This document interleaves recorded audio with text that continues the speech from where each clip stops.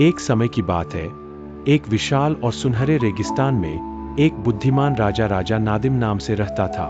उसका राज्य रेतीले इलाकों में दूर दूर तक फैला हुआ था। राज्य के लोग अपने राजा से प्यार करते थे, क्योंकि वह न्यायप्रिय और दयालु था। हर सुबह राजा नादिम अपने ऊंट पर चढ़कर रेगिस्तान में अपने लोगों से मिलने के लिए निकलता था।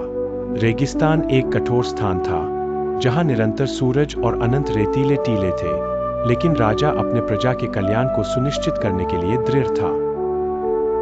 वह जानता था कि पानी का कितना महत्व है, और उसने सुनिश्चित किया कि राज्य भर में कुएं बनाए जाए, ताकि कोई भी कभी प्यासा न रहे।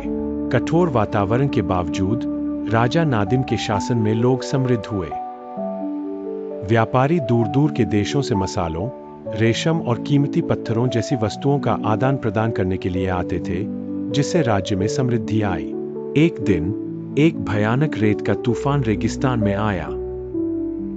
हवा जोर से चीखती हुई चल रही थी और रेत हवा में बेकाबू होकर नाच रही थी।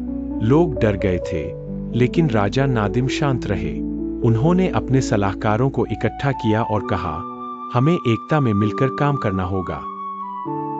आइए हम जरूरतमंदों को आश्रय दें और तूफान गुजरने तक अपने संसाधनों को साझा करें। राजा के शब्दों ने लोगों को प्रेरित किया। उन्होंने बिना थके एक दूसरे की मदद की, अपने घरों को मजबूत बनाने में मदद की और यह सुनिश्चित किया कि हर कोई सुरक्षित है। रेत का तूफान दिनों तक चलता रहा, लेकिन राजा नादिम का नेतृत्व राज्य को एकजुट रखा। जब तूफान अंततः शांत हो गया, तो रेगिस्तान एक नए सोने के रेत की परत से ढक गया था। लेकिन राजा और उनके लोग एकजुट रहे। उन्होंने जो कुछ भी नुकसान हुआ था, उसे फिर से बनाया और एक भव्य त्योहार के साथ अपने अस्तित्व का जश्न मनाया।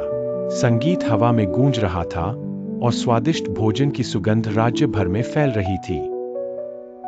राजा नादिम ने उत्सव के दौरान अपने लोगों को संबोधित किया, कहा, हमारी ताकत हमारी एकता में निहित है।